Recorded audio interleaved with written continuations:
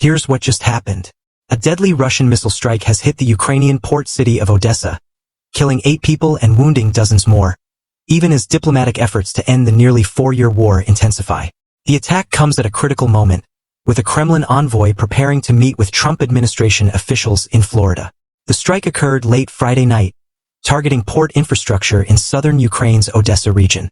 According to Ukraine's emergency service, the attack killed 8 people and left 27 wounded. Regional head Ola Kuiper confirmed that Russia used ballistic missiles in the assault. Among the victims were passengers on a bus that was caught at the center of the strike. The attack also sparked fires in trucks parked at the port, with cars sustaining damage as well.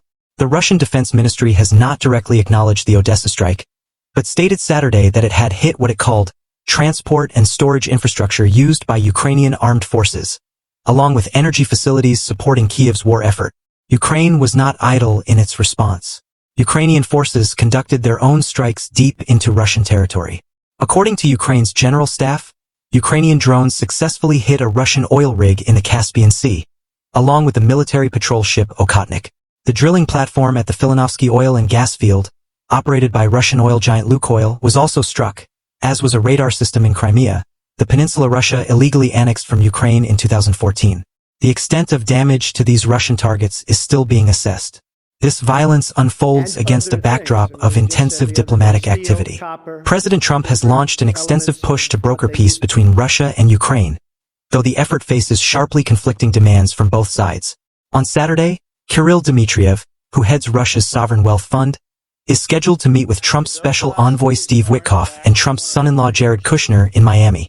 This follows meetings earlier this week in Berlin with Ukrainian and European officials, where discussions focused on U.S. security guarantees for Kyiv, potential territorial concessions, and other aspects of an American-authored peace plan.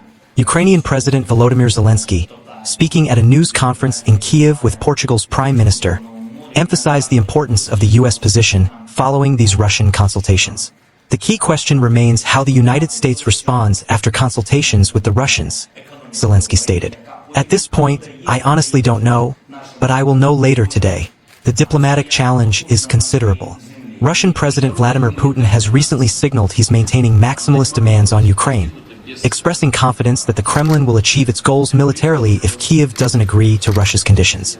Putin stated Friday that Russia would achieve its objectives on the battlefield despite negotiations. Meanwhile, European Union leaders agreed Friday to provide $106 billion to Ukraine to meet its military and economic needs for the next 2 years.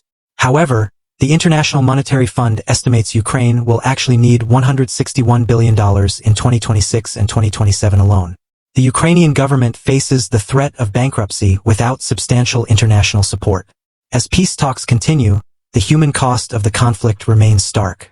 The Odessa strike serves as a grim reminder that despite diplomatic efforts, the war shows no signs of abating. With both sides conducting strikes and the diplomatic process facing significant obstacles, the path to peace remains uncertain. The outcome of this weekend's meetings in Miami may prove crucial in determining whether these diplomatic efforts can gain real traction. Soon as we get more information, I'll keep you updated.